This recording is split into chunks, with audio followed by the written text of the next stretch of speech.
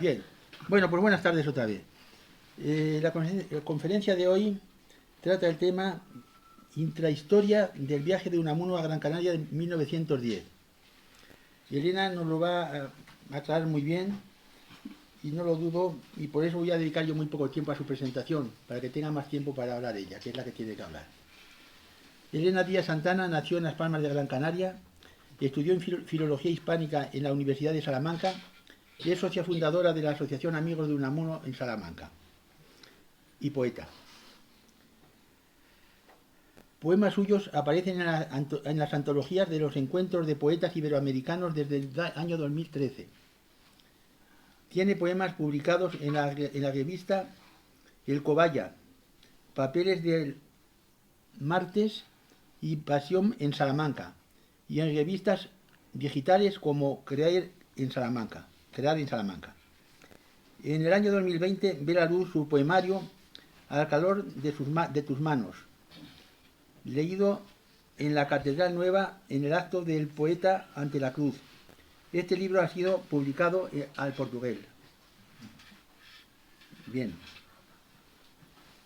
En el año 2023 la Diputación de Salamanca, en la sección de poetas salmantinos, publica su libro Nunca me fui de tu regazo. En 2024 ha tenido el honor de realizar la octava salve poética en la Virgen de las Lágrimas, a la que dedicó el poemario Madre de toda luz, Madre amada. Elena tiene la palabra. Hola, buenas tardes. Antes de comenzar, quiero dar las gracias a la Asociación de Amigos de Unamuno por permitirme dar esta conferencia sobre Unamuno en Canarias. También quiero agradecer a la Casa Museo Unamuno, en la persona de su directora, Ana Chaguaceda, que me haya permitido investigar en su archivo, donde he podido transitar el camino que otros investigadores abrieron, con la intención de seguir completando esta etapa de Don Miguel en Canarias y llegar a conocerla mejor. He seguido las huellas que trazaron los verdaderos artífices de esta etapa de Unamuno en Canarias, Sebastián de la Nuez o Alfonso de Armas Ayala. Verdaderos epígonos de la investigación, que los demás no hemos hecho sino completar con algunos hallazgos. Que en mi adolescencia cayera en mis manos un libro sobre Unamuno me hizo unamuniana, y aquí sigo. Ojalá que como puente entre Salamanca y mi ciudad natal, Gran Canaria, para lo que aún esté por venir. Con el título de la conferencia Intrahistoria del viaje de Unamuno a Canarias en 1910, al utilizar la palabra intrahistoria, debo aclarar que no hago uso de ella en el sentido que Unamuno le daba a la misma, definiendo el término como la historia de la vida silenciosa de los sin historia. En el caso que nos ocupa, intrahistoria hace referencia a las circunstancias y los hechos que propiciaron que Unamuno acometiera su primer viaje a la isla. Para la conferencia seguiré los siguientes puntos. En primer lugar, hablaré de los antecedentes del viaje y qué personas influyeron en la realización del mismo. A continuación, de la cronología de las actividades más destacadas durante su estancia, de la relación epistolar con los amigos canarios tras su viaje y, en último término, de Canarias en Unamuno.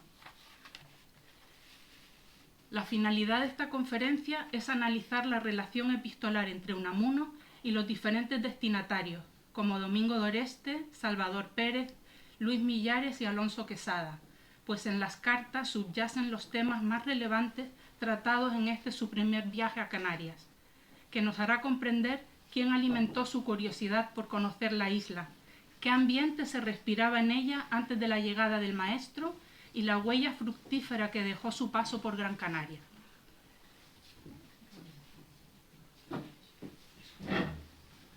Dos son los corresponsales que tuvieron relación epistolar con Unamuno antes de que realizara el viaje a la isla. El primero es Domingo d'Oreste, al que nos referiremos bajo el seudónimo de Frailesco, y el segundo es Salvador Pérez. Si uno fue el que despertó en el maestro el interés por visitar Gran Canaria, el otro sería el organizador del viaje, el que propone a Unamuno ser el mantenedor de los juegos florales que se iban a celebrar en la ciudad. El primero de los corresponsales es Domingo d'Oreste. En cuanto al epistolario entre Domingo d'Oreste y Unamuno, se conservan un total de 33 cartas, cuyas fechas van de 1900 a 1934, con una frecuencia irregular. En sus comienzos, la correspondencia entre ambos es copiosa, más tarde se va espaciando, pero seguían alimentando la mutua estima que pendiera desde sus primeros encuentros. Unamuno llevaba más de 4 años de profesor cuando llegó a Salamanca el estudiante canario, para cursar estudios de Derecho en el curso 1895-96. Eran prácticamente de la misma generación, tan solo separaba al maestro del alumno una diferencia de 4 años y medio de edad. Domingo d'Oreste conoció a Unamuno a las pocas semanas de haberse instalado en Salamanca. Enseguida llamó la atención del profesor su inteligencia viva y aguda, su palabra clara y concisa, que le labraron en las aulas un prestigio que fueron corroborando sus estudios fructuosos y sus principales trabajos periodísticos. Don Miguel le mostró desde el principio de su trato un especial afecto. Solían verse en los paseos del profesor bajo los soportales de la Plaza Mayor, en las tertulias que en ocasiones tenían por escenario el claustro de San Esteban, donde estaba alojado el alumno canario, y entre cuyos muros encontraba Unamuno refugio espiritual. Domingo d'Oreste inaugurará en sus escritos en la prensa local salmantina el seudónimo de Frailesco, que encubriría en adelante su personalidad de intelectual despierto, inquieto e inteligente. En 1900 ganó la plaza de escribano. Recién casado con la salmantina Paz Grande, se instala en Guadalajara. En 1901 se va a Bolonia a preparar su tesis doctoral con una beca de 4.000 pesetas que había ganado en la Universidad de Salamanca. Es el representante por excelencia de la generación del 98 en el ámbito regional. Su preocupación por la patria se mantiene a lo largo de toda su existencia, no solo al conjuro de las graves crisis nacionales que le tocó vivir, como el desastre del 98, la difícil neutralidad de la guerra del 14, la República del 31 y el alzamiento militar de 1936. En 1903, de vuelta a Canarias, comienza la primera etapa importante de su carrera periodística. En 1904 funda el periódico La Mañana, que pone a disposición de su maestro como altavoz de las novedades de este, ya fuera de los artículos que publicara en la península como de su producción literaria. Consagra a Vida de Don Quijote y Sancho 2 artículos, donde glosa el contenido de la obra, del que después haría eco otros intelectuales canarios. También le pide que le envíe poemas para publicar.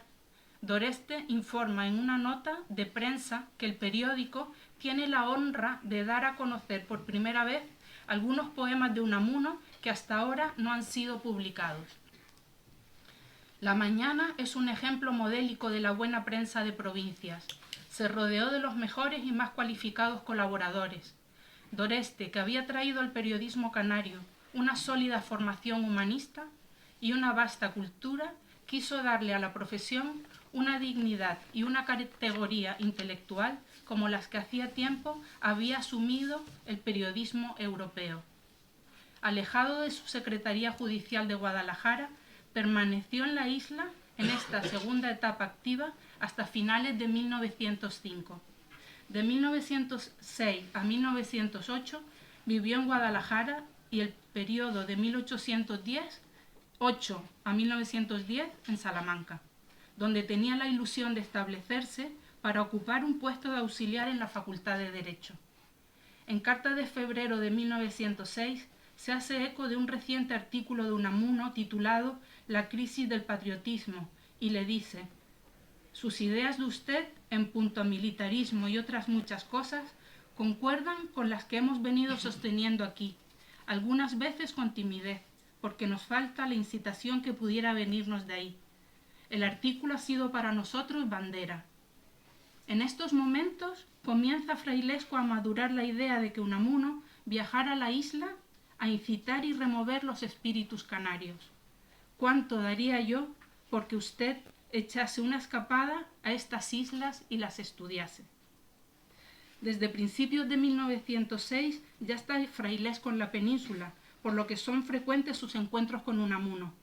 Una primera visita desemboca en un artículo que publica La Mañana en septiembre de ese año, titulado Al día de política hablando con Unamuno, en el que trataron el tema de Canarias, destacando Frailesco que encontró en Unamuno una gran curiosidad por conocer el estado social de ese país canario. En carta de febrero de 1907 le reitera sus deseos de que viaje a su tierra, deteniéndose allí algunos días, en el viaje que el profesor proyectaba hacer a América.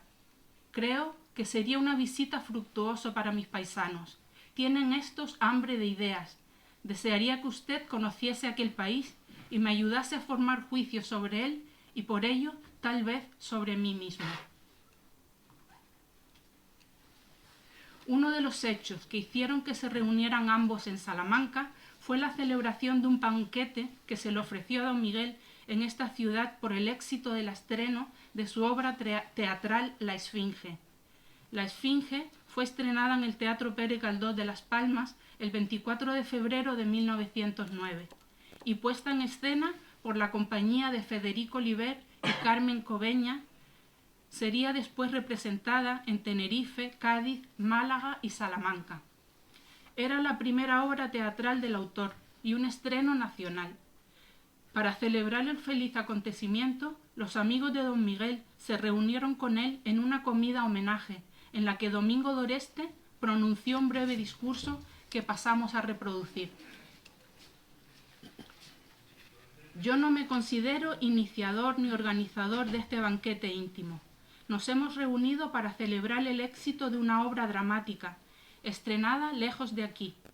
Quizá la circunstancia de haber sido estrenada en la tierra donde nací sea la única razón que justifique el haber tomado la palabra.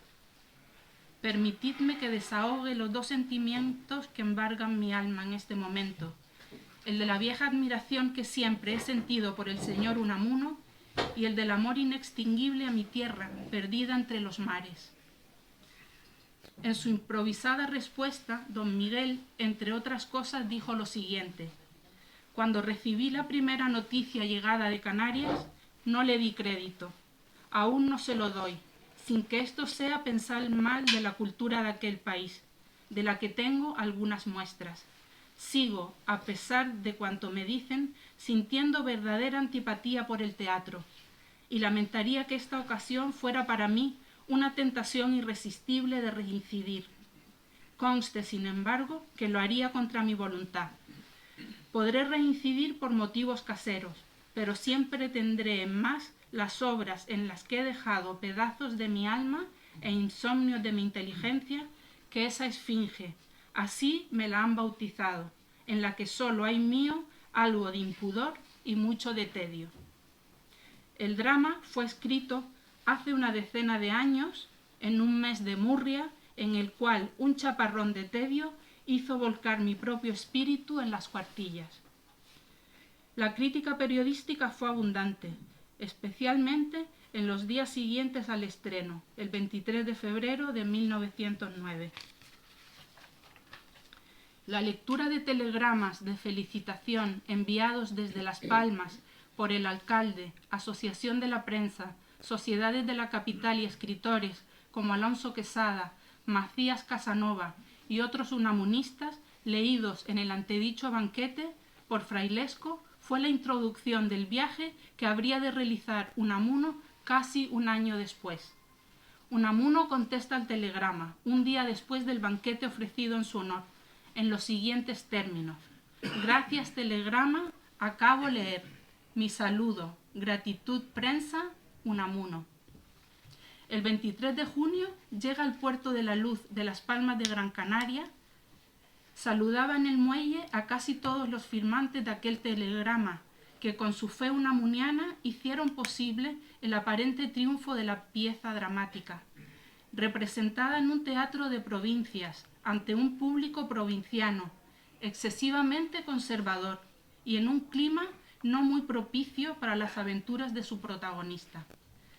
Nada difícil debió resultar a Doreste, de nuevo en su tierra, inocular en los más inquietos de los jóvenes de la ciudad Gran Canaria, un grupo que daba vida al periodismo local, el virus de la devoción unamuniana que llevaba dentro. Así las cosas, la Sociedad del Recreo, preocupada por la cultura, sueña con invitar a Unamuno como mantenedor de los Juegos Florales de 1910.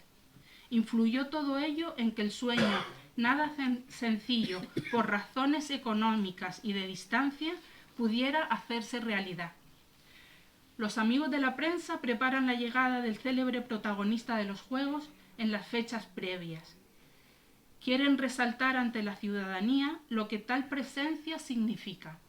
También quieren preparar los ánimos de los que, reticentes, fruncen las cejas ante una visita, ante otra voz, que presumen como problemática y hasta amenazadora.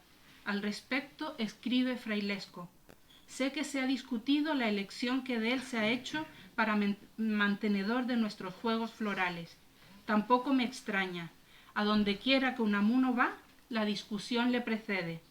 Es su sino. Su discurso dejará seguramente entre nosotros una larga estela de polémica.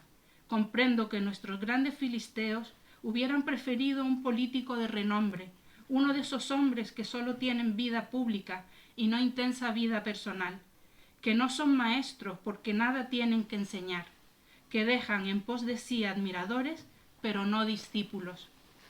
Hoy sabemos que no solo se preparaba la isla para recibir a don Miguel, también lo hacía a la inversa el protagonista. Puede leerse en una carta remitida por Unamuno a Doreste del 3 de marzo, en que le da su opinión sobre el certamen que va a presidir. Lo hace de la siguiente manera: Juegos Florales. Ya sabe usted la mala voluntad que les tengo, pero los tomaré, como otras veces he hecho, de mero pretexto y con tal de visitar esa. En carta del 7 de abril, Frailesco se felicita por poder estar ahí cuando vaya a los Juegos Florales don Miguel. Me parece un sueño poder saludar a usted en mi tierra. Aquí me tiene usted para enterarle de cuanto desee saber. Con relación a posibles temas de conferencias, Frailesco le sugiere dar a esa gente una idea de la España actual, dado el invencible pesimismo que aquí reina con respecto a las cosas de España. Don Miguel aprovechó bien lo sugerido por su amigo en los dos discursos que pronunció: discurso de los Juegos Florales y discurso de la patria. Fueron sus palabras como aldabonazos en las conciencias canarias para abrirlas a la comprensión de los grandes problemas nacionales y mundiales. Hay que vencer el aislamiento, que puede hacer vuestra fuerza, pero también hace vuestra debilidad. Después del viaje, por unas causas o por otras, la correspondencia entre los dos amigos se dilata en el tiempo, pero quizás pasa a ser más significativa.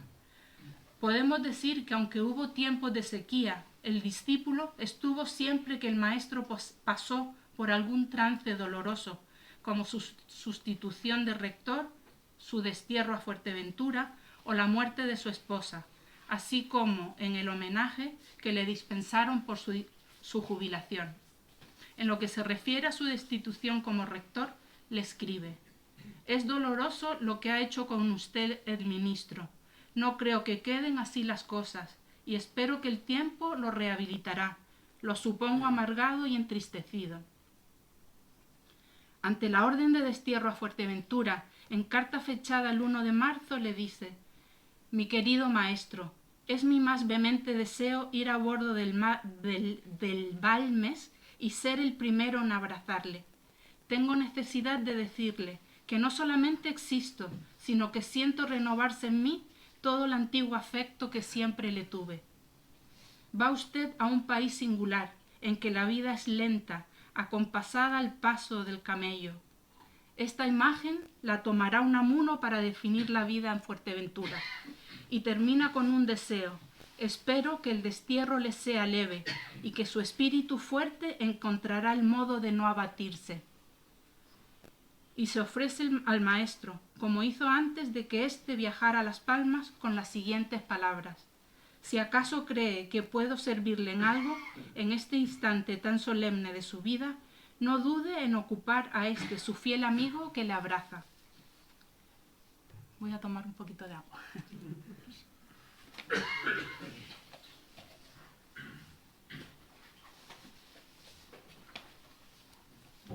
La última misiva enviada por Frailesco a Unamuno del 25 de septiembre de 1934, con motivo de su jubilación. Es una carta emotiva en la que le escribe: mi querido maestro, me lo imagino en estos momentos esperando, tal vez con angustia, el día más grande de su vida, día también de familia, de su gran descendencia espiritual, en la que me cuento, no por simple acto de elección, sino sencillamente por haber nacido o renacido entre ella. Me preparo devotamente a celebrarlo. Deseo que acepten los momentos que ya se acercan el abrazo filial de su afectísimo Domingo d'Oreste. Frailesco fue, además de su discípulo fiel, el amigo más antiguo y el único que le sobrevivió de los que supo hacerse y mantuvo en Canarias. Excepción hecha, claro está, de su amigo majorero Ramón Castañeira, a quien conociera cuando fue desterrado a Fuerteventura. Unamuno falleció en Salamanca en diciembre de 1936. d'Oreste moriría en Las Palmas en 1940. Ambos llegaron a emparentar espiritualmente. A los dos bien pudo acomodarles como lema de su andadura vital: es lucha la vida del hombre sobre la tierra, pronunciada por el protagonista de Niebla en la novela de Unamuno. Pasamos a presentar a Salvador Pérez. Él es el segundo de los personajes destacados antes del viaje de Unamuno a Gran Canaria. Era el presidente de la Sociedad del Recreo y apostó firmemente por Unamuno como mantenedor de los Juegos Florales. Gracias a la correspondencia entre ambos, conocemos los entresijos e intrahistoria del viaje de Unamuno a Canarias propiamente dicho. Del total de 9 cartas de que consta el epistolario, 7 son anteriores a que Unamuno realizara el viaje y 2 posteriores al mismo. Todas fueron escritas en 1910. El epistolario consta de 4 cartas de Salvador Pérez y 5 de Unamuno. Advertimos por las fechas que se trata de una correspondencia fluida en la que impera la inmediatez. Gracias a las cartas sabemos cómo se fraguó el viaje de don Miguel a Canarias, como mantenedor de los Juegos Florales de Las Palmas, dejando al descubierto los puntos más controvertidos que pudieran impedir que Unamuno aceptara dicha oferta. También las dudas que se le plantearon al rector antes de realizar el viaje, y cómo se resolvieron por parte de la Sociedad El Recreo y de su presidente, entre otras cuestiones de interés.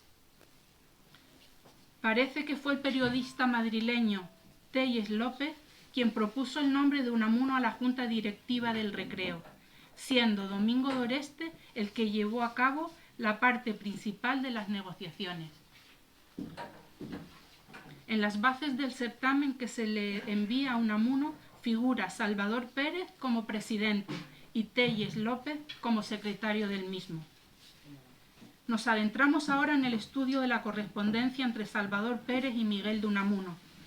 La primera carta entre ambos está fechada en Las Palmas el 14 de febrero de 1910 y la escribe Salvador Pérez a Unamuno.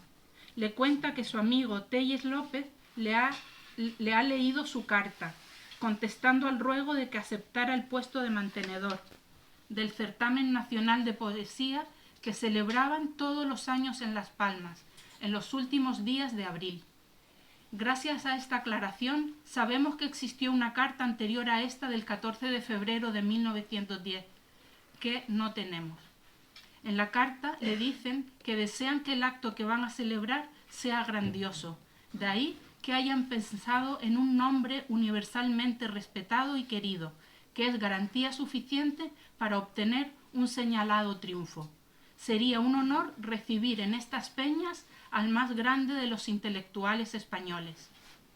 Le informa también del tiempo que tardaría en realizar el viaje, 3 o 4 días a lo sumo, más 8 que estarían recorriendo la isla.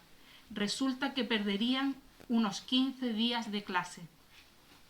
El 23 de febrero de 1910, Unamuno expone a Salvador Pérez las dificultades que tiene para aceptar. Cuando escribí al señor Tellez, no me había dado cuenta aún de todas las dificultades que para mí tiene el tener que ausentarme ni aún por 15 días de Salamanca en esta época del año. Dispongo en absoluto de 4 meses, desde junio a septiembre, ambos inclusive, pero fuera de ellos me es muy difícil de arreglar salidas largas. Unamuno le explica su situación y le informa de los meses en que puede salir de Salamanca, mostrando a continuación su pena por no poder atender a la invitación. Y créame que lo siento muy de veras, y tan cierto es que deseaba visitar esa tierra, que es mi propósito cuando vaya a América adelantar mi viaje una quincena para pasarlo allí. Pero tampoco sé cómo ni cuándo se me podrá arreglar esa mi tan ansiada excursión americana. Cada vez me encuentro más atado a este mi rincón de Salamanca. Con fecha del 10 de marzo, Salvador Pérez vuelve a escribir a Unamuno. Le informa de que ha recibido el telegrama en que le confirma que puede realizar el viaje. El telegrama dice así: podré salir pasado primera decena junio. En vista de ello, deciden aplazar los Juegos Florales para el 26 del mes indicado. Ya tenemos la confirmación de que asistirá como mantenedor de los Juegos. Unamuno ha aceptado la invitación a visitar la isla. Por primera vez se dice la fecha en que se celebrarán dichos Juegos. Han acordado retrasarlos hasta el 26 de junio. Al fin tuvieron lugar el 25 y le dan razón del sentir de los intelectuales que los esperaban con gran alegría. Todos los canarios están muy entusiasmados con el anuncio de su próxima visita. Y le adelanta: pasaremos algunos días agradables visitando todos los sitios alegres de la isla. El 29 de marzo, Unamuno vuelve a escribir a Salvador Pérez. Le agradece que se aplacen los Juegos Florales y continúa con una idea que repetirá siempre que puede: voy a esa a aprender e informarme, más que a otra cosa. Con mis impresiones ahí espero hacer tal vez un librillo. En la carta siguiente, del 20 de abril, Salvador Pérez le reitera la alegría que siente por haber aceptado el cargo de mantenedor de los Juegos Florales que próximamente celebraremos. Vuelve a expresar la ilusión con que todos le esperan y dice: en Las Palmas todos aguardan su llegada con verdadero interés y esperan mucho de su palabra, pues desde hace tiempo se nota la falta de un espíritu grande y desinteresado que nos hable señalándonos una ruta, diciéndonos de qué manera podríamos encauzar debidamente todas nuestras ansias, sin que jamás hayamos acertado a aplicarlas. A usted encomendamos esta obra. El pueblo canario es un pueblo virgen, en el que reina una especie de modorra espiritual. Nos hace falta una mano que haya sabido sembrar bien, para que la semilla floreciera. Dice usted que viene a aprender. Nosotros más bien pensamos que viene a enseñar. En carta del 7 de mayo de 1910, Unamuno escribe a Salvador Pérez. Le confirma que puede salir de Salamanca después del 10 de junio y que mejor sería salir de Oporto, si no de Cádiz. También le habla de sus planes ahí, y una vez dé el discurso de los Juegos Florales, no tendré inconveniente en dar 1 o 2 conferencias y alguna lectura de trabajos inéditos, prosa o verso, que llevaré, pero como ya le dije, voy a enterarme y a aprender. El 24 de mayo de 1910 escribe Unamuno a Salvador Pérez introduciendo a un nuevo corresponsal, Rivero del Castillo, quien también actúa de mediador entre ambos antes del viaje. Rivero del Castillo estudió Derecho en Salamanca y aunque Unamuno daba clase en la de Filosofía y Letras, logró entablar una amistad con él y sirvió de enlace para que Unamuno aceptara el viaje. Unamuno le expone algunas dudas sobre el viaje, como que si sale de Cádiz el 15, llega ahí el 18. Entonces, ¿qué hace hasta el 26, que son los Juegos Florales? y añade: no conviene que llegue con tanta antelación, y de prolongar mi estancia, mejor después de los juegos, como así sucedió. Antes de ellos, ni puedo ni debo dar conferencia ni lectura alguna, y estar así 8 días en expectativa de ese acto tiene inconvenientes. Después ya es otra cosa. Creo, por lo tanto, que es mejor salir después del 20 en cualquier vapor que me ponga ahí en 2 o 3 días, a lo sumo. Antes del 26, y si no hay otro, saldré el 15 de Cádiz. Sabemos que salió de Cádiz el día 18 de junio. El 20 llegó a Tenerife, donde visitó la laguna, y el 23 a Gran Canaria, donde empezaría su aventura insular. Termina la carta mostrando su total disponibilidad para dar conferencias o lecturas para la Sociedad del Recreo, y dirá que una vez ahí estoy a disposición de ustedes, pero no es tan fácil el viaje. Deseo aprovecharlo. Esta sería la última carta que cruzaron Unamuno y Salvador Pérez antes del viaje. La siguiente misiva corresponde al 1 de agosto de 1910. En ella Unamuno informa a Salvador Pérez que ya está en Salamanca y le cuenta los pormenores de cómo fue su viaje de vuelta a casa en el vapor inglés Romney, quien como que invirtió 4 días y medio en llegar a Oporto. Culpan al carbón, del trato no mal del todo y algo puerco. Aprovechó la travesía para escribir los poemas que titularía A bordo del Romney rumbo a Oporto, fechados del 20 al 23 de julio de 1910, y le comunica que perdió el rápido, por lo que se quedó un día más en Oporto. En los puntos que abordan la despedida le dice: avíseme cuando vaya a América, el ministro de Instrucción Pública de México quiere que vaya para septiembre, mas no puede ser. Sabemos que a don Miguel le quedó el sueño americano por cumplir, pues no fue a América ni en esta ocasión ni en ninguna. La última carta de la correspondencia entre ambos que conocemos la escribió Salvador Pérez a Unamuno el 24 de agosto de 1910. En ella le habla del proyecto de viaje a América y se ofrece para hacer los trabajos de organización. Todos los gastos los adelantaré yo. Comenta a Unamuno las condiciones en que se realizaría el viaje y le pregunta: ¿le convendría a usted ir en esta forma? Y concluye haciéndolo la siguiente petición: le estimaría infinito reconstruyera las conferencias que usted dio en Las Palmas para publicarlas en un folleto. En la relación epistolar entre Salvador Pérez y Unamuno está la génesis del viaje, así como el borrador de las actividades que llevaría Unamuno a cabo en la isla. De ahí su importancia en esta investigación. Unamuno llegó a Gran Canarias el 23 de junio de 1910 y abandonó la isla el 19 de julio. Las actividades que realizó fueron numerosas, por lo que pasaré a detallar cronológicamente las más importantes. El 23 de junio llega a Gran Canaria en el vapor Reina Victoria. El 25 de junio pronuncia el discurso de los Juegos Florales en el Teatro Pérez Galdós. El 28 de junio realiza una excursión por el interior de la isla, en la que visita Teror, Tejeda, Artenara y Los Tilos. El 5 de julio pronuncia el discurso de la patria, junto a Franchi Roca. El 17 de julio dio un recital poético y leyó La Venda en el Salón Sansáez del Teatro Pérez Galdós. El 19 de julio se va de Las Palmas rumbo a Oporto en el barco inglés Romney.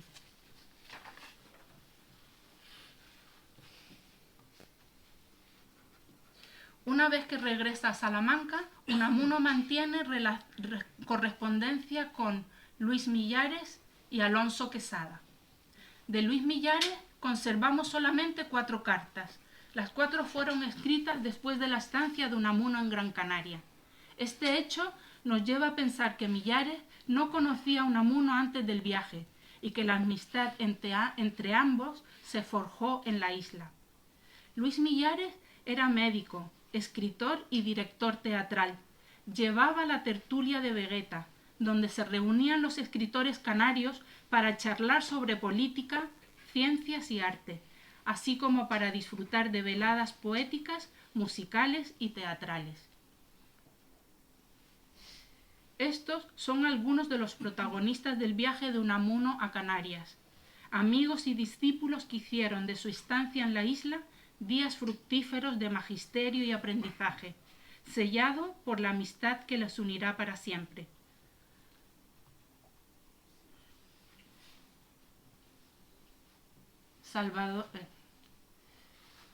Salvador Pérez, Alonso Quesada, Macías Casanova, Luis Millares.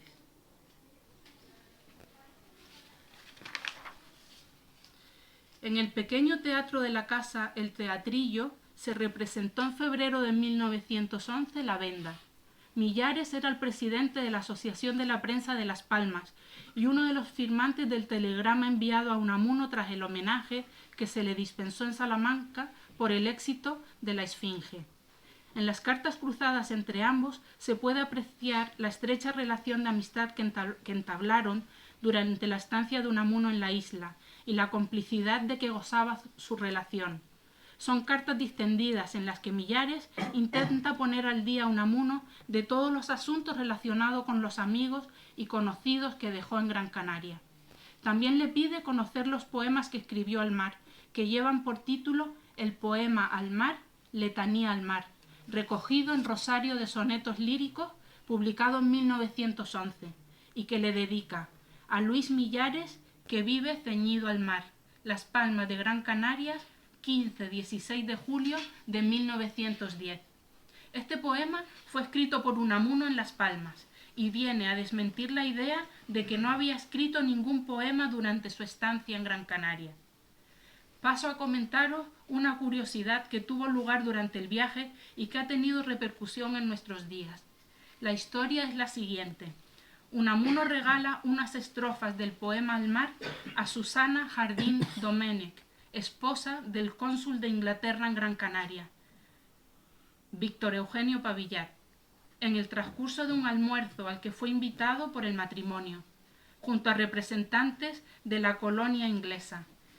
El extracto de este poema apareció recientemente en un periódico como si de un poema inédito se tratara, pero no es así. El poema Al mar consta de 71 versos, de los cuales Unamuno entregó 21 en forma de poema autónomo a la esposa del cónsul. En este artículo se dice que el encandilamiento del escritor con doña Susana fue tal que le dedicó unas palabras en mitad del almuerzo que quedarían para la posteridad. Se añade que Unamuno no pasó los límites de un caballero de la época, ni de la buena educación ni de las formas. Después de este paréntesis, paso a desglosar lo que dicen las cartas.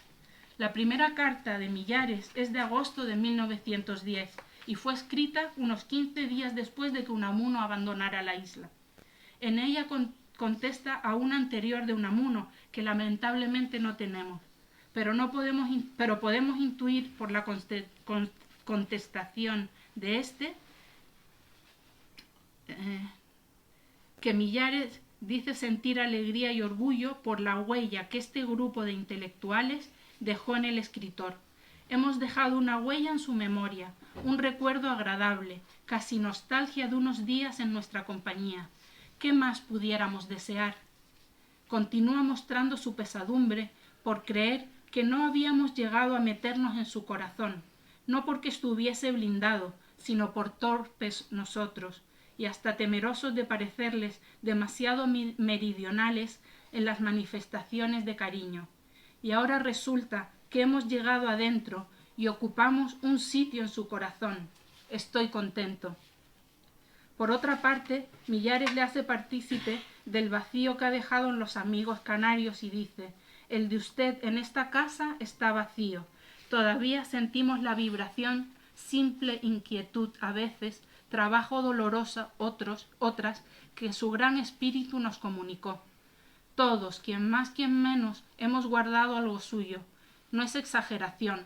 A veces sorprendo algunos giros de frases y hasta gestos de usted. Millares compartirá confidencias con el amigo, tan íntimas y personales como: he vuelto al trabajo, escribo cosas, o no he vuelto a fumar, aunque dudo que haya vencido el vicio. Confesiones que nos dan la medida de su confianza y amistad. La despedida de la carta es muy entrañable. Mi mujer, mis hijos y yo le saludamos con grande afecto. Mucha salud y felicidades. Un abrazo, Luis Millares. Y termina con una pregunta retórica. ¿Volverá? La segunda carta, fechada el 23 de septiembre de 1910, está dedicada en su mayor parte a la muerte trágica de Macías Casanova. En dicha carta le cuenta los pormenores del trágico suceso que le costó la vida al infortunado muchacho, todas las vulgaridades grotescas de dolor con que profanamos la grandeza de la muerte.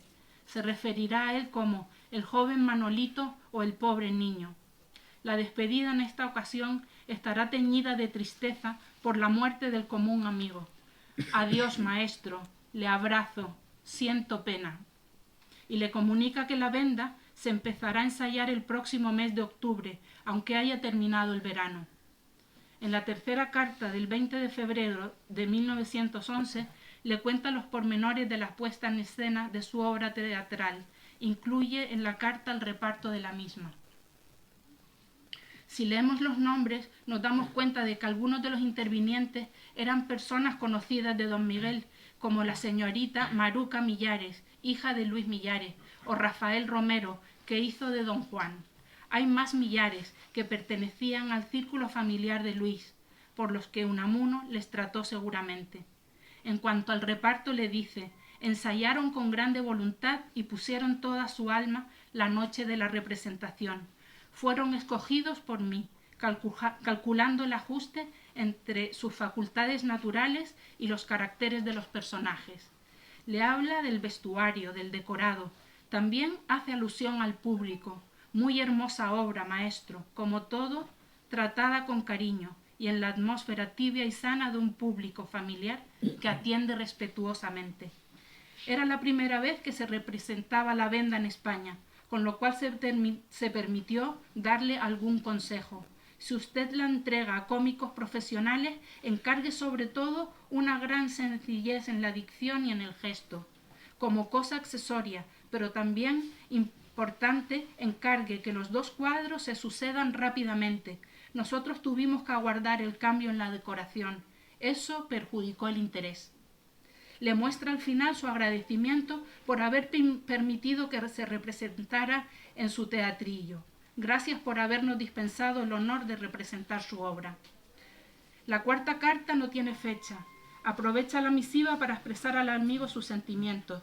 Yo quisiera que estas líneas le dijeran sencillamente mi deseo grande, muy grande de estar aquí, y que usted me viese a su lado en silencio, cruzado de brazos, pero a su lado. Que conste la presencia en este momento de un hombre humilde y algo atormentado que le quiere y respeta. En las cartas de Luis Millares pone al día Unamuno de las diferentes ocupaciones de los amigos comunes. También era habitual que se reunieran cuando alguno recibía noticias de don Miguel. Era una manera de estar al día de los asuntos, tanto personales como literarios de todos. Siguiendo con nuestro estudio, pasamos a comentar la relación de Unamuno con el segundo de los corresponsales, Rafael Romero, cuyo seudónimo es Alonso Quesada. Es una correspondencia dilatada en el tiempo, aunque con una frecuencia irregular, y se da a partir del viaje de Unamuno a la isla. No hay ninguna carta anterior al mismo. De las cartas cruzadas entre ambos nos han llegado 15, 12 de Quesada a Unamuno, la primera de 1911 y la última de 1923, y 3 de Unamuno a Quesada, de las cuales 2 fueron escritas en 1912 y una en 1915. La primera carta que poseemos es de febrero de 1911, apenas unos meses después de que Unamuno dejara la isla. En ella Quesada expresa a Unamuno lo difícil que le resulta seguir los consejos que le dio cuando se conocieron en los Juegos Florales, en que éste se había alzado con el segundo premio. Unamuno le aconseja: escriba usted en el idioma que habla ahora. Estas palabras actuarán como revulsivo y logrará abrir el espíritu que apunta ya el joven poeta. En los días que siguieron al certamen hubieron de sucederse conversaciones largas entre ambos. Como fruto de las mismas, en esta primera carta a Unamuno le dice: «Yo procuro desaislarme, aunque me parece difícil conseguirlo. Aún estamos, a pesar de sus consejos, encerrados en la Torre de Marfil». También termina la carta: «Y cuando vaya usted a América, no olvide pasar por aquí. Nos hace falta un poco de alboroto espiritual». En 1912 escribe a Quesada Unamuno en 2 ocasiones. En la primera carta de marzo de 1912 le da su opinión sobre unos poemas que le había enviado, destacando Unamuno que el paisaje lírico Macías Casanova es mucho mejor que las otras cosas que de usted conocía. Sobre la amistad que comparten le dice don Miguel: «Presumo que si nos volvemos a ver no tardando muchos años, quién sabe, nos encontraremos lo mismo que el día que nos separamos».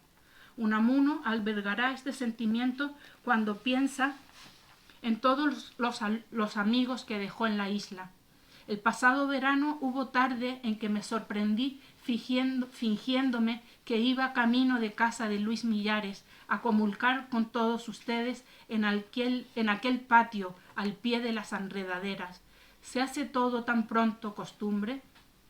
Se interesa por sus asuntos personales, como si tiene intención de salir de la isla o si se resigna a indefinido aislamiento. Unamuno, que conocía bien el espíritu de Quesada, el gran sufridor del aislamiento, le hace la siguiente apreciación: «Le veo suspirando en su jaula, en su isla, tanto la exterior y geográfica como la interior, suspirando por libertad, y créame, es mucho más dulce un cantar enjaulado a la libertad que estar libre y sin canto. Si os sentís enjaulados, buscad alas, que los barrotes caerán como por encanto». En todo el epistolario hay un verdadero interés en que le cuente las últimas novedades de los amigos. Deme noticias de esa gente y salude a todos, empezando por los Millares, y que me escriban algo, y se despide hasta, quién sabe. Esto tiene misterio, aludiendo con humor a lo que tarda en responder las cartas. En la segunda carta de Unamuno a Quesada del 20 de diciembre del 12 le pide disculpas por la tardanza en contestar a su carta anterior y aprovecha para enviarle muestras de afecto hacia la isla y los amigos que en ella dejó. «No le tenía olvidado. No. Me es imposible olvidar a esa isla de tranquilidad y de afecto y a los que ahí dejé». En esta carta instará al joven poeta que recoja todos esos poemas en un libro. Unamuno se implicará en la publicación de los mismos. Le aconseja que lo haga en la Biblioteca Renacimiento, con el editor Martínez Sierra, por intermediación suya. Dígale que soy yo quien se lo he indicado y que si algo puedo hacer para su mayor difusión, lo haré. En cuanto a sus novedades literarias, le dice que se ha pasado el año en los 12 ensayos desde el sentimiento trágico de la vida y que anda con cosas de teatro, sobre todo con una Fedra moderna. En carta de 1912, sin fecha, Quesada agradece a su maestro que le haya escrito, pues me ha traído, como todas sus cosas, un montón de energías y un rayo de esperanza. Bien sabe Dios que con el alma se lo agradezco.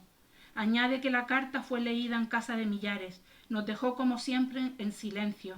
Al acabarla sentimos todo como un revuelo del recuerdo de su estancia aquí y un anhelo grande de volverle a ver. No nos olvide, vuelva usted con nosotros.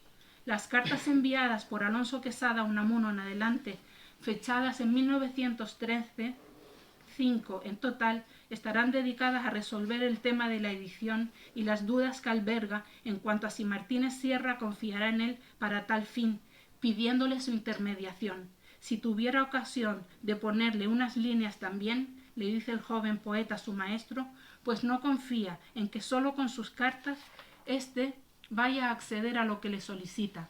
También pedirá a Fernando Fortún que interceda por él ante el editor. En mayo de 1914, 11 meses después del anterior, comunica a Unamuno que tiene editor para su libro, que no será Martínez Sierra, sino Luis García Bilbao, que había acudido al estudio del pintor Nesto en Madrid a una lectura del libro y se había quedado prendado de los poemas del canario. El Lino de los Sueños también fue leído en 1915 en el Ateneo de Madrid. A dicha lectura acudieron Juan Ramón Jiménez y Pedro Salinas, entre otros intelectuales.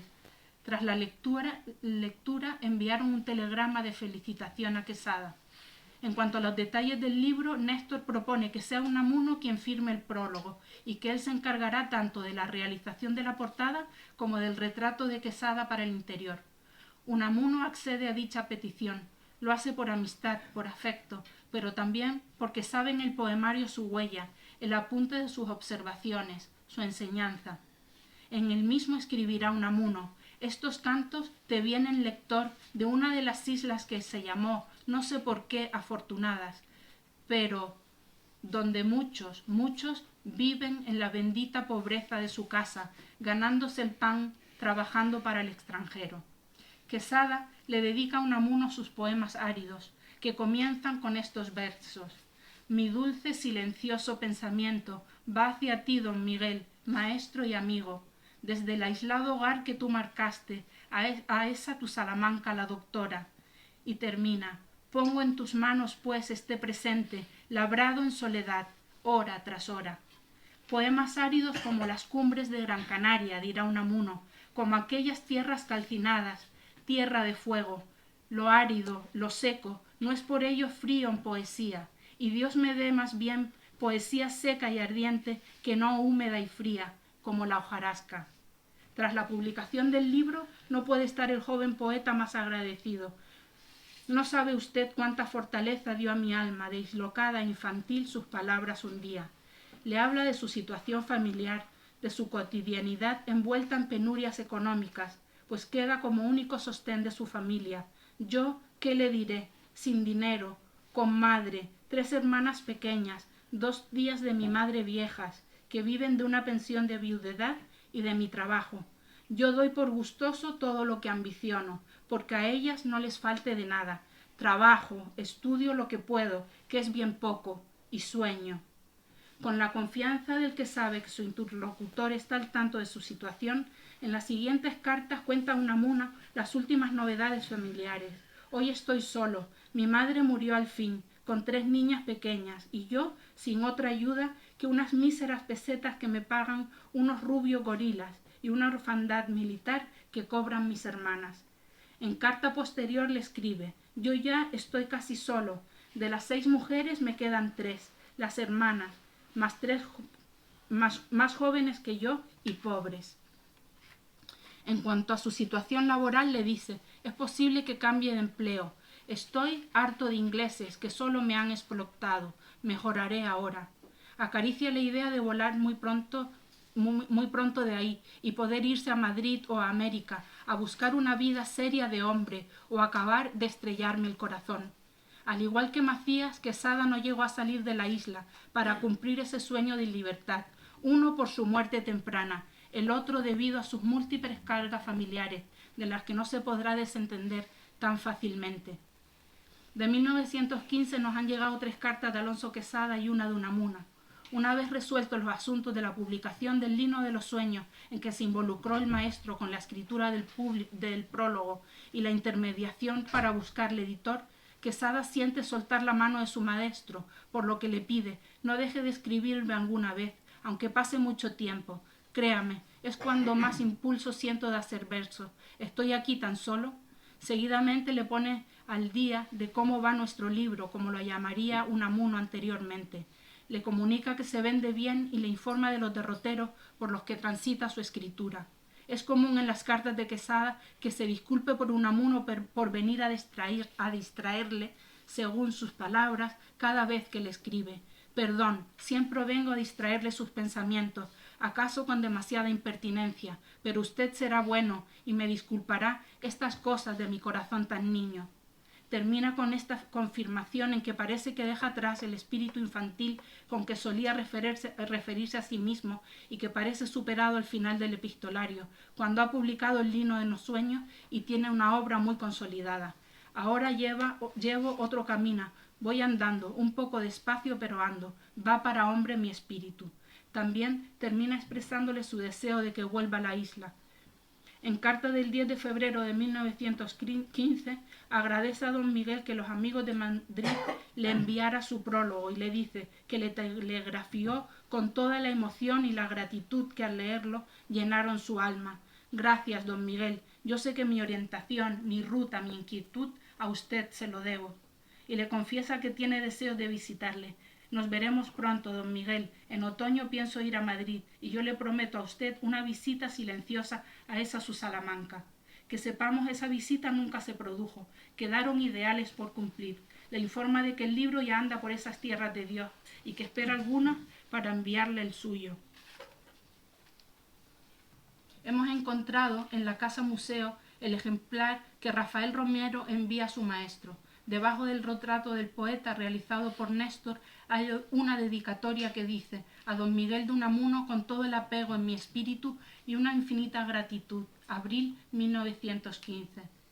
Quesada le envía a Unamuno un retrato de Manuel Macías. Le dice que tiene 2 y uno va para usted. Imagino que este es el retrato del que habla. No creo que una persona con pocos recursos se haga más de un retrato de estudio. La última carta de Unamuno que tenemos es de junio de 1915. En ella achaca el retraso en contestarle a que la guerra le absorbe casi toda su atención. Le agradece en el alma el envío del retrato de Macías y le pone al día sus novedades literarias, como que le está dando vueltas al Cristo de Velázquez. Se despide enviando el siguiente pensamiento a los amigos de la isla, a los de ahí, decirles que ellos al fin viven, digo, me parece, en una isla quieta en medio de los mares, y yo en el centro mismo de estos, peloteado por las olas. La isla soy yo, y es más terrible ser isla que vivir en ella. Quesada contestará a Unamuno agradeciéndole sus palabras de recuerdo a Macías, y aprovecha para hablarle de la madre del infortunado. La pobre señora le han conmovido mucho las palabras suyas, y la define como una desdichada, no solo por la pérdida terrible en accidente de Manuel, sino porque el otro hijo, el que debió morirse, le salió bandolero, y ahora, después de miles de desastres, se ha marchado a Cuba. La última carta entre ambos es de 1923, fue escrita por Alonso Quesada 8 años después de la publicación del Lino de los Sueños. En ella le dice a don Miguel que a pesar del tiempo transcurrido, tiene la certeza de que no se habrá olvidado de mí ni de mi isla, donde siempre está viva y ardiente su recuerdo. Por mí ya se sabe cuánto es mi fervor hacia usted. Fervor que observamos en un detalle de esta fotografía tomado en la biblioteca de Alonso Quesada, donde vemos en la parte superior un retrato de Unamuno. Este sería el retrato oficial de don Miguel como mantenedor de los Juegos Florales, y lo firma el fotógrafo canario Ojeda. Pertenece al archivo de fotografía histórica de Canarias dentro de la sección de personajes ilustres. Sus últimas palabras son fiel reflejo de la admiración y cariño que Quesada siempre profesó a don Miguel. En la despedida le dice: yo voy siguiendo devotamente todos los pasos de su vida ejemplar, y así como verdadero guía y maestro lo tuvo hasta el fin de sus días en 1925. Tras el viaje dejaron huella en Unamuno Macías Casanova y en menor medida el niño Dominguín Padrón. No podemos hablar de la relación epistolar entre Unamuno y Macías Casanova, pues si la hubo no hay constancia de ella, pero sí podemos dar testimonio de su vida y obra a través de los artículos periodísticos y reseñas que el propio Macías escribió y de lo que escribieron sobre él en artículos y cartas, tanto Unamuno como los amigos con quienes compartió vida, aficiones y proyecto común de prosperidad y cultura para la isla, Domingo Doreste, Luis Millares y Alonso Quesada. Macías Casanova era seguidor de Unamuno aún antes de que éste visitara la isla, sintiendo por don Miguel la admiración que se siente por un maestro. La muerte trágica y temprana de Macías supuso un duro golpe para la intelectualidad canaria, también para Unamuno. Macías era de La Gomera, aunque por ejercer su padre la profesión de farmacéutico en Las Palmas, residía en esta ciudad. Ejercía el periodismo y defendía su silencio y su soledad con verdadero ahínco. Fue sin duda la figura más significativa del 98ismo insular junto con Frailesco. En la prensa insular escribió sobre filosofía, literatura y algún cuento. Antes de llegar Unamuno a Las Palmas, dictó conferencias, escribió artículos, reseñó el estreno de La Esfinge y es el autor de un libro parcialmente publicado en la prensa insular, Diálogos con el Maestro, que fue alentado por Unamuno para editarlo. A Unamuno le dedicó un artículo a poco de publicarse Vida de Don Quijote y Sancho. La lectura incrementa su unamunismo y dice haber creído en Don Miguel como en un Mesías. A instancias del muchacho escribió Unamuno la novela corta Tulio Montalbán y Julio Macedo en 1920. De la misma dirá Unamuno: la narración surgió de las cosas que me contaba un muchacho canario, muy inteligente, que por cierto murió electrocutado. Es evidente la presencia del contacto gran canario en la génesis, los motivos y el tema de la misma. De dicha obra se haría después la versión teatral Sombras de Sueño, 1926, drama con ambiente de isla, de esas islas que yo he recorrido luego palmo a palmo y dentro de cuyos caserones he comprendido por primera vez en mi vida la verdadera amplitud de la palabra aislamiento. No sé si cortar, ¿verdad? Voy a cortar porque es que si no, no. Paso al último corresponsal, que lo ponemos entre comillas lo de corresponsal, ya veréis por qué. Y es porque solamente tiene una carta con Unamuno. Podemos decir que tal vez sea el corresponsal de menor edad que escribió a Don Miguel. De él atesora la Casa Museo una carta en la que el niño de 8 años felicita a Unamuno por su cumpleaños. Pasamos a reproducir el contenido de la carta. Las Palmas, 27 de septiembre de 1910. Señor Don Miguel de Unamuno, mi querido amigo, me alegro que esté bueno. Siempre me estoy acordando de usted. Todavía tengo las cosas que usted me hizo y las guardo hasta que me muera. Don Miguel, como yo no tengo almanaque, no sabía cuándo era día de usted. Y le pregunté a mi tía, que me dijo que era el 29. Felices días, y reciba un beso de su amigo Domingo Padrón. Gracias al artículo Un recuerdo puro, escrito por Unamuno antes de abandonar la isla, rescatamos la sesión de cocotología que Unamuno dedicó a los hermanos Padrón, estando próxima a su vuelta a Salamanca. José, León y Domingo Padrón se presentaron en el Hotel Continental, donde se alojaba Unamuno, con una carta y unos pliegos de papel. Y en la carta me pedían les enseñase a hacer pajaritas de papel y otros juguetes de papel por el procedimiento del pregado y del cortado. Les dije que volviesen. Volvió solo el más pequeño, Domingo, de 8 años, y mientras yo tendido en la cama, lejos de mis hijos, plegaba y cortaba para ellos, mantuvimos una conversación, y no la olvidaré nunca. Este niño me sacó mi niñez a flor de alma. Este niño me infundió el sentimiento de respeto que al hombre se le debe. Aquel rato de la mañana del domingo, del día santo, fue un rato de oficio, de pureza. Después de una charla entretenida y fructífera con el niño, le hizo dibujar uno de esos dibujos infantiles, un tío y un cuadrúpedo indefinible. Al respecto dice Unamuno: le hice firmar el dibujo y me lo llevo como uno de mis recordatorios de Las Palmas. Esos dibujos, en apariencia insignificantes, fueron guardados como un tesoro por Don Miguel, haciendo valer la máxima que siempre llevó a gala: para mí nada tan sagrado como el niño y después el joven. A ellos se les debe la máxima reverencia. Y mientras compartía sesión de cotología con los niños, me acordé de mis pequeños, que esperaban la vuelta de su padre, que se había ido lejos, más allá de los mares, y ocultando mi emoción, qué cobarde es el hombre, le di un beso de despedida. No sé si algún día volveremos a encontrarnos en los caminos de la vida, Dominguín Padrón y yo, pero si volvemos a encontrarnos, tal vez cuando él se halle en su primavera y yo en el invierno de mi existencia, ese encuentro despertará en mí el recuerdo de las horas más puras de mi vida. Hemos llegado al final de la conferencia. En las 2 últimas imágenes os quiero mostrar la producción literaria de Unamuno antes y después de la realización de su viaje. Su vida en Canarias se hace presente a través de sus recuerdos, discursos, cartas, poesías y comentarios a hechos y paisajes. En ellos están plasmadas las huellas de Unamuno después de visitar territorio insular. Cartas en Unamuno después de visitar la isla.